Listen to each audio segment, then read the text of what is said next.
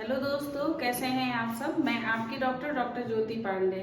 आज मैं आप लोगों के लिए एक ऐसा वीडियो लेके आई हूँ जिसको कि देखने मात्र से अगर आपको कोई भी मुंह में समस्याएं हैं तो आप अपने डेंटिस्ट के पास तुरंत ही चले जाते हैं और आपकी समस्या जो है वो बढ़ने से पहले ही खत्म हो जाती है या आप उसका ट्रीटमेंट करा लेते हैं। तो आज मेरे वीडियो में इन्हीं कुछ समस्याओं के बारे में बातें की गई हैं जिसको कि आप ध्यान से देखिएगा।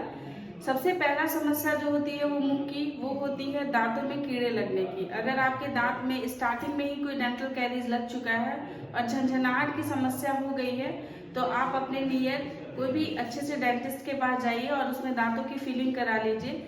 इससे आपके दांत बच जाते हैं और उसमें आगे जो लंबी प्रक्रिया जो होती है उससे आप बच जाते हैं। सेकेंड जो है, अगर आपके दांतों में कीड़े लगे हैं और उसके साथ साथ अगर वहाँ के मसूड़े से मवाद आ रहा है और किसी भी प्रकार का कोई दर्द नहीं है तो इसे आपको इग्नोर नहीं करना है। आपको आपके डेंटिस्ट के पास जाना है क्योंकि उसमें पेरी अपाइकल एब्सेस हो गया है। इस कंडीशन में आपके जो डेंटिस्ट हैं वो आपका एक्सरे करते हैं और उसमें पस को डिस्चार्ज करके रूट कैनाल ट्रीटमेंट करके आपके दांत को बचा लेते हैं।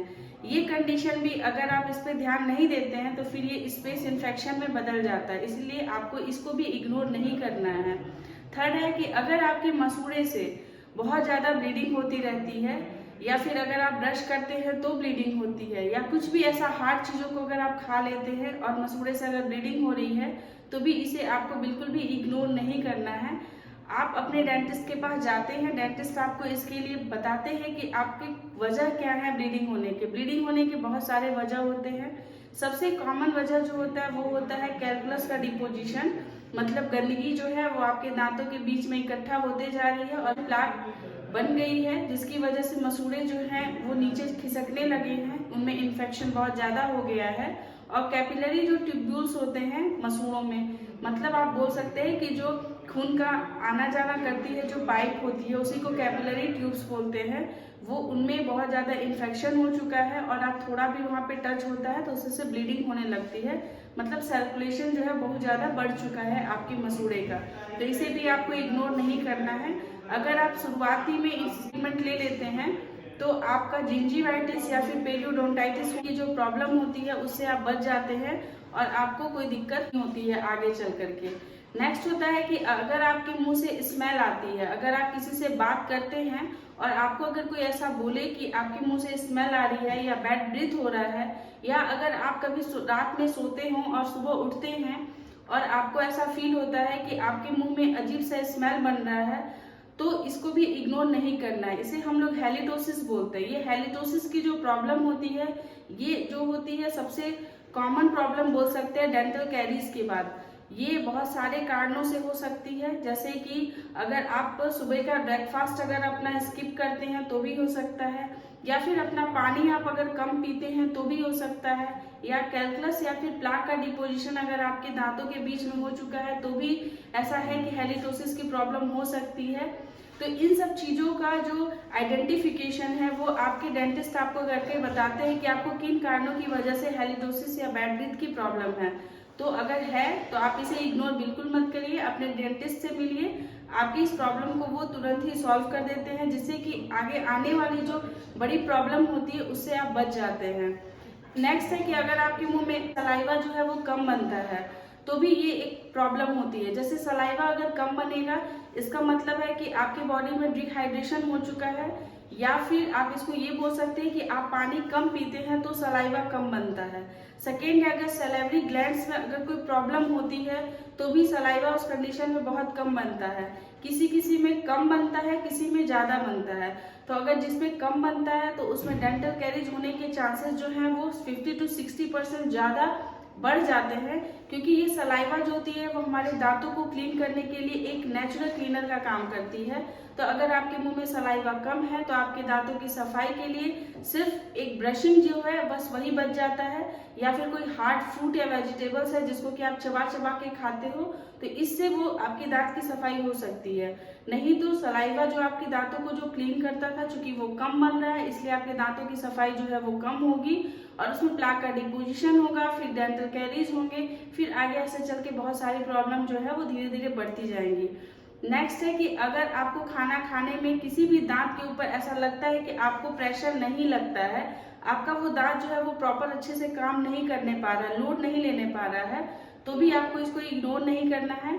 आपको अपने नियर डेंटल क्लिनिक जाना है। उससे आपके जो डेंटिस्ट हैं वो उसका एक्सरे करके देखते हैं। हो सकता है मे बी कि कोई भी बोन का जो डिफॉर्मेशन है वो तो नहीं होने लगा है, मतलब बोन जो है वो रिजॉल्व होने लगा हो, या फिर आपके जो दांत है उसमें कोई डेंटल कैरीज स्टार्ट हो चुका है जिसका कि पता आपको अभी तक नहीं चलने पाया है, या फिर ये हो सकता है कि आपके जो मसूड़े हैं वो कमजोर हो चुके हैं जिसकी वजह से दांत जो है वो अच्छे से प्रॉपर प्रेशर नहीं लेने पा रहा है। तो अगर आपको ये प्रॉब्लम है तो आप अपने डेंटिस्ट के पास जाते हैं, डेंटिस्ट उसको आइडेंटिफाई करते हैं प्रॉब्लम को, और उसकी प्रॉब्लम को कई तरहों से ठीक किया जा सकता है। उसकी आरसीटी करके कैपिंग कराई जा सकती है। अगर मसूड़े में प्रॉब्लम होने की वजह से हुई है तो उसमें ग्राफ्टिंग करके आपके मसूड़े को मजबूत किया जा सकता है, या फिर बोन का जो डिफॉर्मेशन अगर हो रहा होगा तो वहाँ पे बोन ग्राफ्टिंग भी करके आपके दांत को बचाया जा सकता है। और अगर आपको खाना खाने में अगर गले से निगलते समय अगर आपको प्रॉब्लम हो रही है तो भी आपको इग्नोर नहीं करना है, आपको आपके डेंटिस्ट के पास ही जाना है। हो सकता है मे बी कि आपके टॉन्सिल्स में कोई प्रॉब्लम हो रही होगी। बहुत सारे जो पेशेंट होते हैं जिन लोग अपना प्रॉपर ओरल हाइजीन को मेंटेन नहीं करते हैं तो उनमें टॉन्सिल स्टोन की प्रॉब्लम होती है, और जब आप खाना खाते हैं तो आपको खाना खाने में प्रॉब्लम होती है क्योंकि उसमें इन्फ्लामेशन हो जाता है, दर्द होता है आपको खाना खाते समय या पानी को निगलते समय, या फिर मुंह से स्मेल की भी प्रॉब्लम होती है। तो भी अगर आप अपने डेंटिस्ट के पास जाते हैं तो आपके डेंटिस्ट उसका प्रॉपर ट्रीटमेंट करके आपको एक बड़े होने वाले प्रॉब्लम से आपको बचा लेते हैं।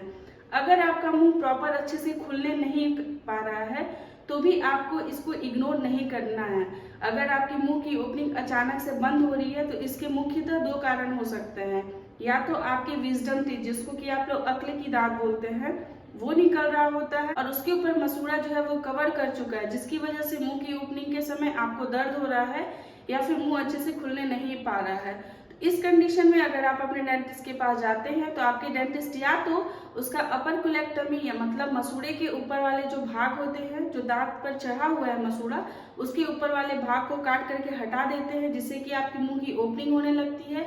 या फिर अगर इन्फेक्शन पूरा ऐसा है जिससे कि आपका दांत नहीं निकल सकता है तो फिर उस कंडीशन में आपके दांत को निकाल दिया जाता है।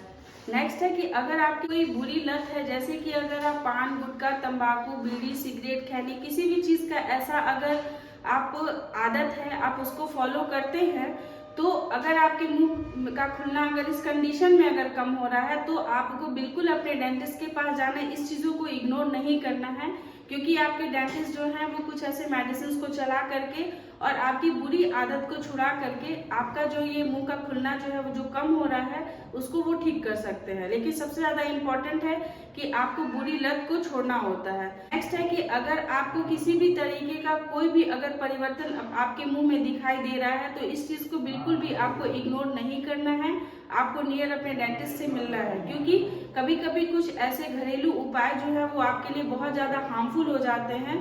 अगर कोई बड़ी डिजीज होने वाली होती है और आप अपने इस घरेलू उपाय के ही चक्कर में रह जाते हैं तो में भी बहुत ज्यादा प्रॉब्लम होने का खतरा भी बढ़ जाता है।